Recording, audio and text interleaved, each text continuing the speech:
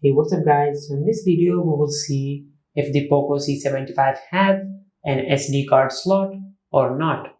Now to check if the Poco C75 has an SD card slot or not, just use the SIM ejector tool which comes with the Poco C75 in the box, or you can use any SIM ejector tool.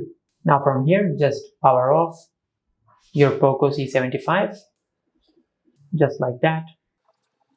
Now from here just take the SIM ejector tool and insert it in this hole on the left side of your Poco C75. Now from here just take off the SIM tray. Now as you can see, the Poco C75 comes with a dedicated SIM card slot, which means you can use two SIM cards and the SD card at the same time. And this is how you can check if the Poco C75 has an SD card slot or not. If you found this video helpful, please like the video and subscribe to our channel and hit the bell icon to get notified when we upload a new video.